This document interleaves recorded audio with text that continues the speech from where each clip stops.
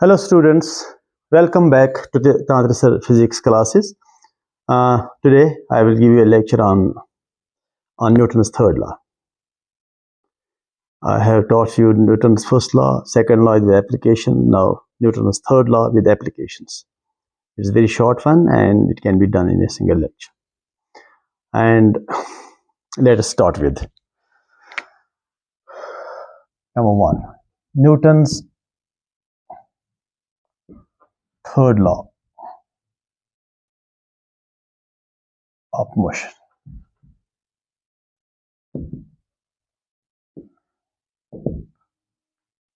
Popularly जो हम किताब में पढ़ते हैं तो every action there is equal and opposite reaction. If you act on a person, that person will have a reaction on you. If you create a force on an object, me on the object, that object will create back force on me. तो every action there is equal and opposite reaction. पहली बात यह है कि action जो है वो भी फोर्स है, रिएक्शन जो है वो भी फोर्स है. I am creating a force on something, I am the source, I create a force on something, that something will create a force on me also. तो by statement तो वही है, to every action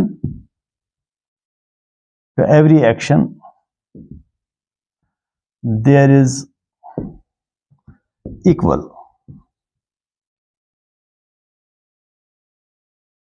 opposite reaction, equal opposite reaction.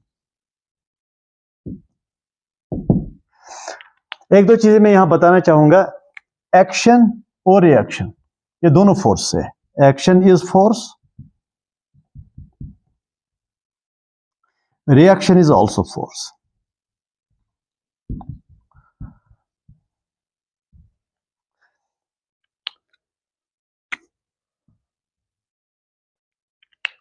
मतलब आप एक force, single force आप create नहीं कर सकते.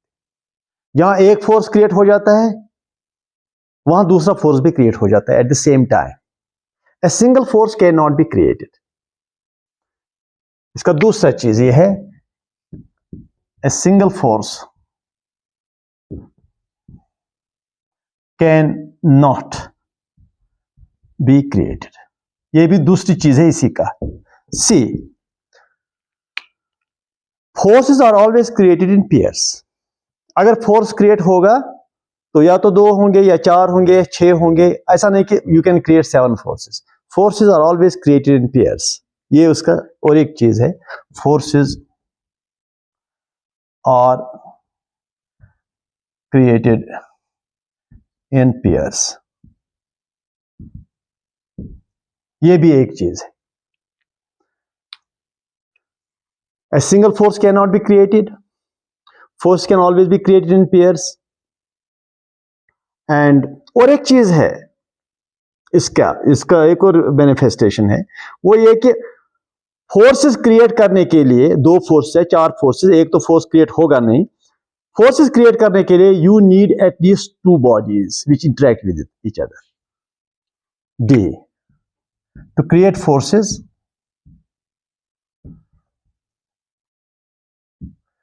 we need at least 2 bodies. ये चीज है.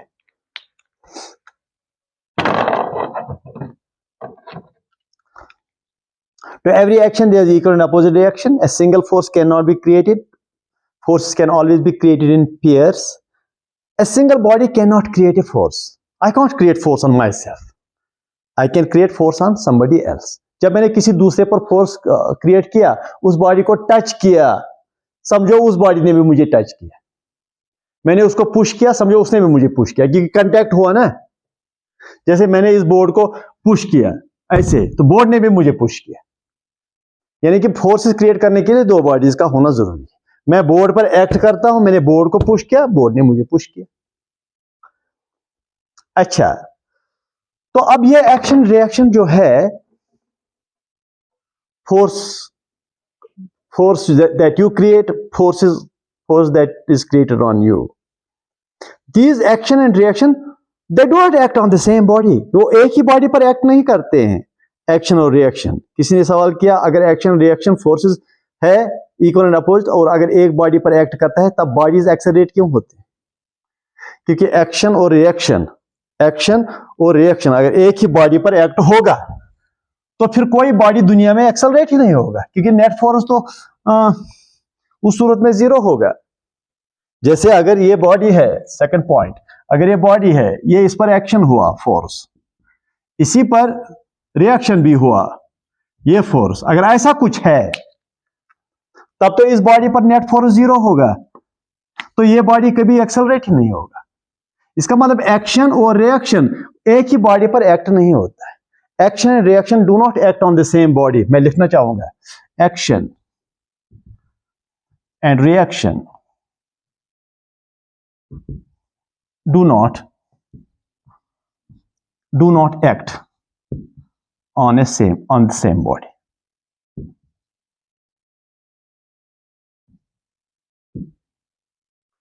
एक्शन और रिएक्शन दो बॉडीज पर एक्ट करते हैं. मतलब अगर मैंने किसी बॉडी, कोई बॉडी है, मैंने इस पर एक्शन किया तो एक्शन उस पर हुआ, उसने मुझ पर रिएक्शन किया, यानी कि मुझे भी एक्सेलरेशन होगा रिएक्शन की वजह से और उसको एक्सेलरेशन होगा एक्शन की वजह से. एक्शन उस पर, रिएक्शन मुझ पर. That is why I say action and reaction act on two different bodies, that body and me. If I act on him, reaction action उस पर हुआ तो उसने मुझ पर रिएक्शन किया in the opposite direction. So that is why every body when force are created bodies are accelerate, because action and reaction do not act on the same body. तो ये भी याद रखो, action and reaction do not act on the same body. अच्छा, और एक चीज, third point जो इसमें है, Newton's third law, most important law, action and reaction. If you create a force on somebody, that somebody will create back force on you. Action on him, reaction on you, not on the same body. Okay, third point. चलो, let me give you some examples. Example A, third A. ये अर्थ है, ये body है. अर्थ जो है, अब ये दो बॉडीज हो गए, earth and a body. You see body falling down. यह अर्थ जो है, earth creates force on the body in the downward direction, mg equal to f. इसका मास m है. लेकिन the moment earth creates a force on the body also creates force on earth, but in the opposite direction upward. The same force, same mg on this earth. लेकिन accelerate small object होता है, अर्थ नहीं, क्योंकि इसका acceleration होगा ये f, ये force जो अर्थ ने क्रिएट किया डिवाइड बाय इसका मास. अच्छा खासा है ये एक्सेलरेशन, क्योंकि मास कम है, फोर्स अच्छा खासा है, एक्सेलरेट हो जाता है. और इसका एक्सेलरेशन, अर्थ का acceleration of the earth A prime, यही फोर्स जो इस बॉडी ने इस पर फोर्स क्रिएट किया, उतना ही इस बॉडी ने अर्थ पर फोर्स क्रिएट किया. That is mg divided by capital M, mass of the earth, and this tends to zero because mass of the earth is so huge, earth does not move, it is the object which comes down, accelerating down. Otherwise object and जैसे earth attracts me downwards, I also attract earth in the upward direction, and both attractions are the same. जितना अर्थ मुझे attract करता है उतना ही मैं भी अर्थ को attract करता हूँ. अब अर्थ एक्सेलरेट नहीं होता है तो बिकॉज अर्थ का मास है, ह्यूज है, मैं एक्सेलरेट हो जाता हूं क्योंकि मेरा मास कम है. तो it is the extreme example. ऐसा लगता है कि अर्थ should create force on the object, लेकिन ऐसा नहीं लगता है कि object creates force on the earth in the upward direction. ऐसा है. अब अर्थ का एक्सेलरेशन नहीं हुआ कि मास की वजह से, otherwise force is the same on the object and on the earth in the opposite directions. Number 1, B point. I give you these examples now. Action, reaction, PR. अच्छा, चलिए, यह है pulley. Suppose object is this is another object, it is mass m1, it is mass m2. इस पर forces देखूंगा मैं, action reaction count करूंगा. यह अर्थ है, इस अर्थ ने इसको नीचे की ओर m1 g का फोर्स क्रिएट किया. अगर इस अर्थ ने इस पर फोर्स क्रिएट किया, क्या ये ऑब्जेक्ट अर्थ पर फोर्स वापस क्रिएट करेगा? हाँ। कितना? EM1G। अब एक्सेलरेट ये होगा, अर्थ नहीं। तो इस पर किसने फोर्स क्रिएट किया नीचे की ओर? अर्थ ने। कितना? M2G। क्या ये ऑब्जेक्ट अर्थ को अट्रैक्ट ऊपर की ओर करेगा? हाँ करेगा, बराबर इतना फोर्स M2G। अब एक्सेलरेट नहीं होता तो इसका मास ज्यादा है, यहां अर्थ एक्सेलरेट नहीं होता, इसका मास ज्यादा है, ऑब्जेक्ट ही एक्सेलरेट हो जाएगा नीचे की ओर। यानी कि M1G का reaction M1G on the earth है, क्योंकि अर्थ ने ये फोर्स क्रिएट किया था और ये उल्टा फोर्स अर्थ पर ही क्रिएट होगा। अब इस पर और बॉडी पर टेंशन T क्रिएट होगा, यहां पर टेंशन ऑलवेज पुल्स। इसका रिएक्शन कौन है? क्या है? It is action on the object. इसका रिएक्शन ये है, यहां एक्शन ये है, रिएक्शन ये है। यहां इस पुली पर एक्शन ये है T डैश, लेकिन रिएक्शन इस स्टैंड पर है T डैश लाइक दिस। अब चूंकि हम किस बॉडी को कंसिडर करते हैं, शायद इस बॉडी को हम कंसिडर करते हैं, तो वहां लिखते हैं T dash is equal to 2T। ये जो फिक्स्ड स्टैंड है, ये हम this is not the object for observation. इस ऑब्जेक्ट, इस फिक्स्ड स्टैंड को हम ऑब्जर्व नहीं करते, इसलिए हम T डैश को जाने देते हैं। इस T डैश को हम जाने देते हैं क्योंकि ये T डैश फिक्स्ड स्टैंड पर एक्ट करता है और फिक्स्ड स्टैंड फिक्स्ड है, उसका कोई दैट इज फिक्स्ड स्टेशनरी, इसलिए हम उसको छोड़ते हैं। तो यहां पर ये हम कंसिडर करते हैं, यहां पर ये हम कंसिडर करते हैं because this is the body of concern. ये बॉडी है जिसका हम मोशन निकालना चाहते हैं। इस बॉडी का, इसका तो अर्थ का हमें मोशन चाहिए नहीं, इसका हमें मोशन चाहिए नहीं। ये एक्शन, ये अर्थ क्रिएट करता है फोर्स, एक्शन, ये रिएक्शन है, ये एक्शन है, ये रिएक्शन है, ये एक्शन है, ये रिएक्शन है, ये एक्शन है, ये रिएक्शन है, यहां ये एक्शन है, ये रिएक्शन। अगर एक ऑब्जेक्ट दूसरे ऑब्जेक्ट पर एक्शन क्रिएट करता है तो खुद उस ऑब्जेक्ट पर रिएक्शन प्रोड्यूस हो जाता है।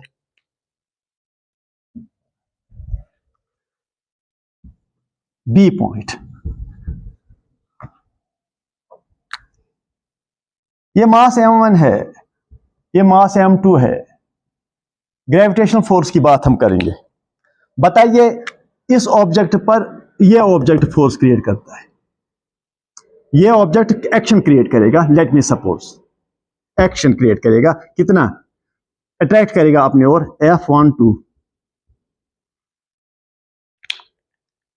जब ये मास इस पर एक्शन क्रिएट करेगा, फोर्स इसको अट्रैक्ट करेगा, ये फोर्स क्रिएट करेगा, खुद भी ये विक्टिम बन जाएगा। ऐसा नहीं कि मैं किसी पर फोर्स क्रिएट करूंगा और मैं बच जाऊंगा।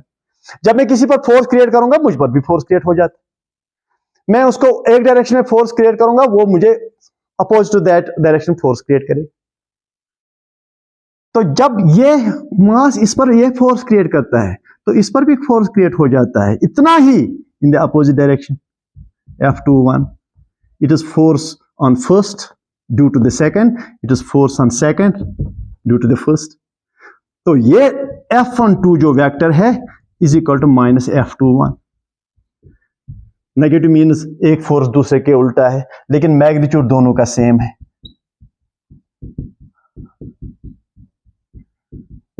ये है एक्शन रिएक्शन पेयर।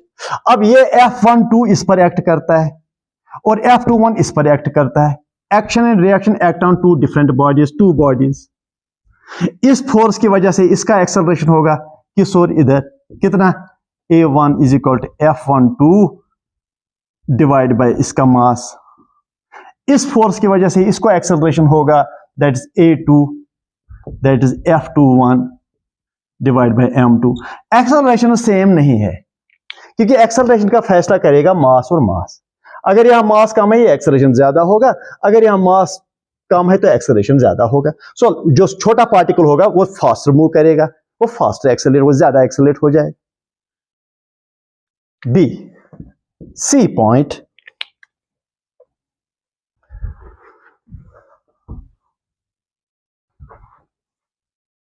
सी जरा देखिए, थोड़ा कंसंट्रेट भी कीजिए। अगर ये चार्ज Q1 है, ये चार्ज Q2 है, जैसे हम पता है हमें, चलो दोनों पॉजिटिव, ये चार्ज इसको रिपेल करेगा, फोर्स क्रिएट करेगा यूं, कितना? F21 force on second charge due to the first. और इसका रिएक्शन क्या होगा? क्या ऐसे होना चाहिए? नहीं, इसका उल्टा होना चाहिए इस पर फोर्स, ये F12। तो F12 यहां पर भी is equal to minus F21। It is action, it is reaction. तो इसको क्या एक्सेलरेशन होगा? ये फोर्स F12 डिवाइड बाय इसका मास। इस पर इसको रिएक्शन क्या होगा, इसका एक्सेलरेशन क्या होगा? A2 कितना? F21 डिवाइड बाय इसका मास। तो अब एक्सेलरेशन किसका क्या है? वो मास पर डिपेंड करेगा। फोर्स तो दोनों पर सेम है। अगर कोई हैवी है उसका एक्सेलरेशन कम होगा, अगर लाइट होगा उसका एक्सेलरेशन ज्यादा होगा। इसलिए जब आप किसी बॉडी को रिलीज करते हो, that feels to be accelerated down to the earth. Otherwise earth पर भी उतना ही फोर्स ऊपर की ओर होता है, लेकिन अर्थ अपनी जगह से नहीं हिलती because of it is huge mass. ये भी एक्शन रिएक्शन पेयर है। मैग्नीट्यूड सेम है, F12 का मैग्नीट्यूड सेम एज F21 का मैग्नीट्यूड। डी,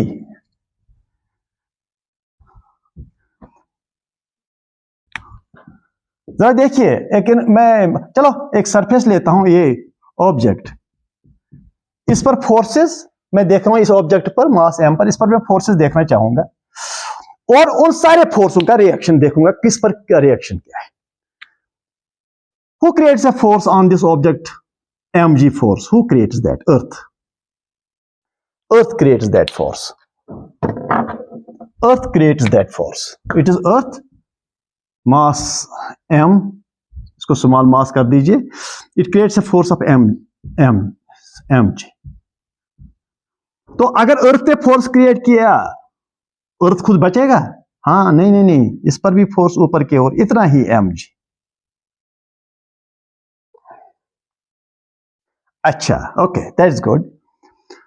लेकिन अब इस फोर्स की वजह से इसको तो एक्सेलरेट होना चाहिए नीचे की ओर।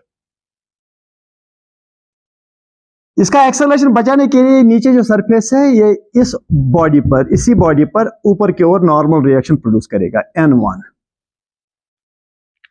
इस N1 का रिएक्शन क्या है? ये N1 किसने प्रोड्यूस किया? सरफेस ने। देखो, जब रिएक्शन की बात हो, रिएक्शन किस पर होना चाहिए आपको देखना पड़ेगा, N1 किसने प्रोड्यूस किया? वो इस सरफेस ने प्रोड्यूस किया ऊपर की ओर। तो ये सरफेस खुद उसका विक्टिम हो जाएगा इस N1 का। तो ये बॉडी जो है ये इस सरफेस पर यू फोर्स क्रिएट करेगा, N1 सेम एज N1, या 1 मत लिखो, N और N ही लिखो। इस पर N ऊपर की ओर, इस पर N नीचे की ओर। अब ये सरफेस अपनी जगह से नहीं हिलती है इस N की वजह से, बिकॉज सरफेस फिक्स्ड है।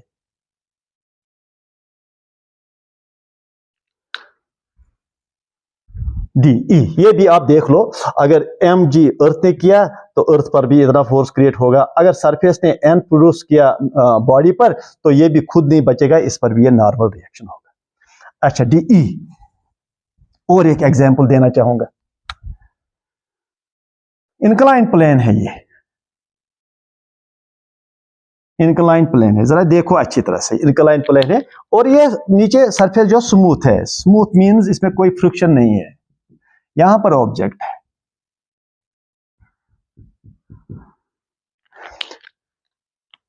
mg downwards, you know mg is downwards, और वो किसने क्रिएट किया? अर्थ ने, और अर्थ पर भी होगा। लेकिन मैं नॉर्मल रिएक्शन का देखना चाहूंगा। नॉर्मल रिएक्शन जो है उसका एक्शन रिएक्शन पेयर कहां है? ये जो सरफेस है, ये वाला सरफेस, इंक्लाइन का surface, it will create a normal reaction here and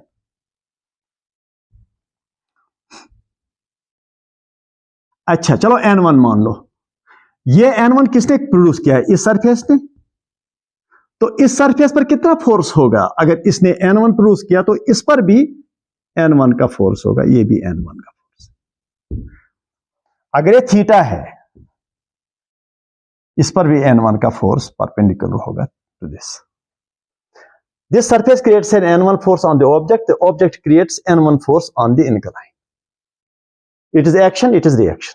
दो बॉडीज है, सरफेस है, ऑब्जेक्ट है, तभी तो एक्शन हो, एक्शन रिएक्शन प्रोड्यूस हुआ। अच्छा,